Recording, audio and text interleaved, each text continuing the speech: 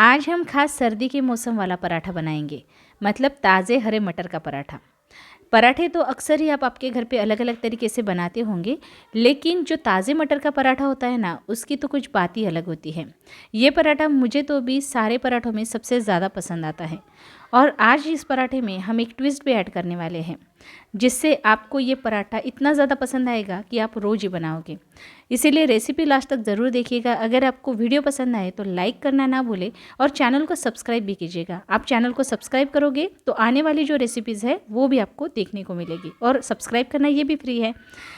अब सबसे पहले मैंने यहाँ पे 3 आलू को कुकर में उबालने के लिए रखा है, लेकिन हमें सिर्फ एक ही आलू यूज़ करना है। हरे मटर को मैंने छील लिया है।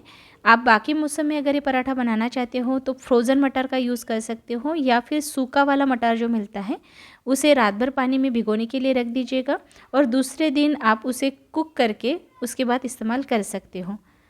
अब बाकी तैयारी कर लेते हैं। तो सबसे पहले मैंने ताज़ा वाला हरा धनिया लिया है, इसे बारीक काट लिया है। एक मीडियम आकार का प्याज लिया था, इसे भी बारीक काट लिया, और मीडियम आकार वाला ही टमाटर लिया है, इसे भी मैंने बारीक काट लिया है। इसके साथ ही हमें लहसुन और अदरक भी लगेगा। तो यहाँ पे लहसुन की कलियाँ मैंने ली है, तो ये 6 से 7 कलियाँ ली है, और आधा से 1 इंच हमें अदरक लेना है। अब इसमें बारीक कटा हुआ हरा धनिया डालना है, और थोड़ा सा हम जीरा डालेंगे। आप चाहो तो मिक्सी में भी इसे ऐसे पीस सकते हो, लेकिन थोड़ा सा दरदरा रखना है, बहुत ज़्यादा फाइन पेस्ट करने की ज़रूरत नहीं। तो यहाँ देख सकते हो आलू मैंने जो उबालने के लिए रखे थे वो अच्छे से उबल गए हैं। इसका अब सारा पानी मैंने निकाल दिया है और ठंडा करने के लिए साइड में रख देते हैं। जो मटर हमने छील लिया था उसे हम मिक्सी में पीस लेंगे। तो इसे देख सकते हो आप, मैंने दरदरा सा पीसा है, बहुत फाइन पेस्ट नहीं बनानी है। जो आलू हमने उबाल के लिया था उसे भी हम छील लेंगे। तो यहाँ पे जैसे मैंने आपको पहले ही बताया था, मैं एक ही आलू का इस्तेमाल करने वाली हूँ। आप ज़्यादा मात्रा में अगर पराठे बना रहे हो तो आपको 3 आलू इस्तेमाल करने होंगे। तो इसमें से जो आधा आलू है ना, ये आधा आलू हम आटा गूंथते टाइम पे डालने वाले हैं, और आधा जो हम डालने वाले हैं वो फिलिंग में डालेंगे। अब यहाँ पे हमें लेना है गेहूं का आटा। आप चाहो तो मैदे से भी ये पराठा बना सकते हो, लेकिन बच्चों के लिए बना रहे हो तो गेहूं का आटा इस्तेमाल करें। तो मैंने यहाँ पे 1.5 कप इतना गेहूं का आटा लिया है। अब इसमें हमें स्वादानुसार नमक डालना है, एक बार अच्छे से मिला लेंगे। अब जो हरा धनिया हमने बारीक काट के रखा था वो इसमें डालना है, और इसमें हम अब डालेंगे आधा कप इतना दही। तो दही मीडियम खट्टा हो तो चलेगा, थोड़ा क्रीमी होगा तो अच्छा टेस्ट आएगा। और इसमें थोड़ा थोड़ा करके हम पानी मिलाएंगे, एकदम से सारा पानी नहीं डालना है, लेकिन आटा को ना हमें सॉफ्ट ही गूंदना है। और साथ में हम उबला हुआ जो आलू था उसे इस तरह से घिस के डालेंगे। आलू जब आप आटा में डालते हो ना, तो जो पराठे होते हैं बहुत ज़्यादा नरम मुलायम बने रहते हैं, ज़्यादा देर तक ऐसे ही रहते हैं, मतलब दिन भर भी आप रखोगे ना तो ये ऐसे ही नरम मुलायम ही रहेंगे। और इसमें हमने दही भी डाला है, तो इससे भी जो पराठे होते हैं बहुत ज़्यादा नरम मुलायम बनते हैं। अब मैंने थोड़ा सा तेल डाल के फिर से एक बार इसे गूंद लिया है, और आटा बिल्कुल सॉफ्ट ही लगाना है। इसे ढक के हम साइड में रखते हैं। चलिए अब फिलिंग बनाना शुरू करते हैं। तो कढ़ाई में हमें 1 से 2 चम्मच तेल डालना है। तेल जब गर्म हो जाए तो इसमें हमें राई डालनी है, थोड़ा सा जीरा डालेंगे। राई और जीरे को अच्छे से तड़कने देना है, उसके बाद हम इसमें प्याज डालेंगे। तो जो प्याज हमने बारीक काट के रखा था वो मैंने इसमें डाला है, और 2 से 3 मिनट के लिए हम इसे अच्छे से चला लेंगे। अब प्याज जो है वो अच्छे से पक गया है, इसमें हम टमाटर डालेंगे। तो टमाटर से इस फिलिंग को ना बहुत अच्छा चटपटा सा फ्लेवर आता है। आपको टमाटर नहीं डालना है तो आप चाट मसाला भी डाल सकते हो। टमाटर और जो प्याज है वो अच्छे से पक जाए और जल्दी पक जाए, इसके लिए मैंने नमक डाल दिया है। अब जो लहसुन अदरक हमने कूट के रखा था वो भी इसमें हमें डाल देना है, और 2 से 3 मिनट के लिए हम इसे भी चला लेंगे। अब ये भी अच्छे से पक गया है। इसमें अब हम सूखे मसाले डालेंगे। तो सबसे पहले मैंने लाल मिर्च पाउडर डाला है, आधा चम्मच हल्दी पाउडर डालेंगे, धनिया पाउडर डाला है 1 चम्मच, साथ में ही थोड़ा किचन किंग मसाला आप डाल सकते हो, या फिर थोड़ा सा गरम मसाला डाला तो भी चलेगा। 2 से 3 मिनट के लिए हम इसे भी पका लेंगे। अब जो हरा मटर हमने पीस के रखा था उसे डाल देना है। अब अगर आप चाहो तो यहाँ पे आप ताज़े मटर को पहले पका सकते हो और उसके बाद आप मैशर से मैश करके भी इसमें डाल सकते हो। लेकिन यहाँ पे मैंने थोड़ी शॉर्टकट मेथड यूज़ की है। यहाँ पे मैंने कच्चे मटर को ही पीस के डाला है, तो इससे आपका टाइम बच जाता है। वैसे भी ताज़े मटर को पकने में ज़्यादा टाइम नहीं लगता है, तो इसीलिए आप डायरेक्टली भी यूज़ कर सकते हो।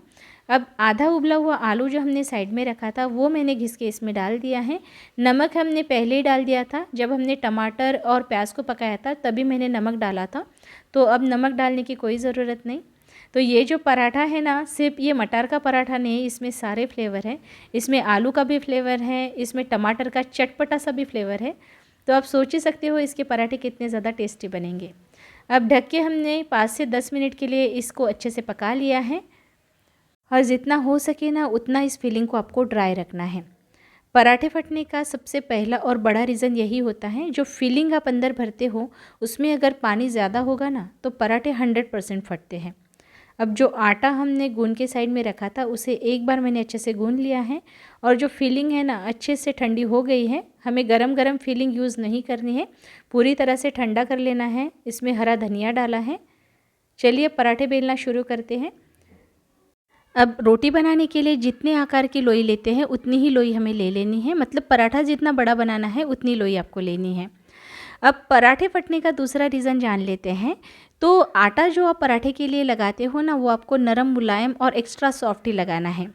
जो आटा हार्ड होता है ना उसमें लचीलापन कम होता है, जब हम पराठे बेलते हैं तो जल्दी फट जाते हैं। जितना आटा नरम मुलायम रहेगा उतने ही पराठे फटने का डर कम रहता है। और तीसरा मेन कारण क्या होता है, जैसे ही आप आटा गूंथते हो वैसे ही आप पराठे बनाना शुरू कर देते हो। आपको पराठे का आटा गूंदने के बाद उसे रेस्ट करने के लिए कम से कम 10 से 15 मिनट के लिए रखना ही रखना है। इससे क्या होता है, आटे में जो लचीलापन होता है ना वो और भी बढ़ जाता है। और जब आप इसमें फिलिंग भरते हो और पराठे को जब बेलते हो तो आप मन चाहे जितना इसको बेल सकते हो, पराठे बिल्कुल भी फटेंगे नहीं। और चाहे जितना पतला आप इसे बना सकते हो। तो आप यहाँ पे देख ही सकते हो, यहाँ पे मैंने ट्रायंगुलर शेप में पराठा बनाया है। आप चाहो तो स्क्वायर शेप में बना सकते हो या फिर राउंड शेप में भी बनाया जा सकता है। तो यहाँ पे मैंने फिलिंग भरने के बाद इस पराठे को अच्छे से बंद करके सूखा आटा डाल के इसे बेल लिया है। और अब यहाँ पे आप देख ही सकते हो, मैंने आटा जो है बिल्कुल नरम मुलायम लगाया था, अच्छे से रेस्ट करने के लिए रखा था, और फिलिंग जो है वो हमारी ड्राई ही थी। तो इसी वजह से जो पराठा है बिल्कुल भी फटा नहीं है। और देख सकते हो आप, बिल्कुल मैंने पतला सा बेला है। ऊपर की परत आप देख सकते हो बिल्कुल पतली है, मतलब अंदर की जो फिलिंग है वो भी आप देख सकते हो, इतना पतला ऊपर का कवरिंग है, देख सकते हो आप। तो ऐसे पराठे अगर आपको बनाने हैं और आप चाहते हो कि आप जब भी पराठे बनाएं तो बिल्कुल परफेक्ट बने, फटे नहीं, अंदर की जो फीलिंग है वो बिल्कुल बाहर नहीं आने पाए, तो ये टिप्स आप ज़रूर अपनाइएगा। कोई भी पराठा हो इस तरह से अगर आप बनाएंगे तो टूटेंगे नहीं, फटेंगे नहीं, बिल्कुल परफेक्ट और फूले फूले और नरम मुलायम बनेंगे। ये जो पराठा है ना, आप दिन भर भी रखोगे ना तो ऐसे ही रहेगा, बिल्कुल भी हार्ड नहीं होगा। या फिर ऐसे बन जाता है ना कभी कभी च्युइंगम जैसा पराठा बन जाता है, तो वैसे नहीं बनेगा, बिल्कुल नरम मुलायम ही रहेगा। तो देख सकते हो मैंने थोड़ा सा मक्खन डाल के इसको सेका है। आप चाहो तो बटर डाल के सेक सकते हो, घी डाल के भी सेका जा सकता है, या फिर तेल का इस्तेमाल किया तो भी चलेगा। तो देखिए यहाँ पे पराठा रेडी हो गया है, परफेक्ट पराठा बनके रेडी हुआ है, बिल्कुल टूटा नहीं, फूटा नहीं, अंदर से फीलिंग जो है वो वैसे की वैसी है, बाहर निकल के नहीं आई है। ऐसे ही परफेक्ट पराठे आप भी बना सकते हो। जो टिप्स मैंने बताए वो आप ज़रूर फॉलो कीजिएगा। और ये जो पराठे हैं ना, मक्खन के साथ ट्राई कीजिएगा, बहुत ज़्यादा टेस्टी लगते हैं। आपको ये यूनिक और टेस्टी पराठे की रेसिपी कैसी लगी मुझे कमेंट करके ज़रूर बताइएगा। अगर पसंद आई होगी तो लाइक शेयर करना ना भूलें और सब्सक्राइब करना बिल्कुल भी ना भूलें। अब एक पराठा मैं आपको तोड़ के दिखाती हूँ।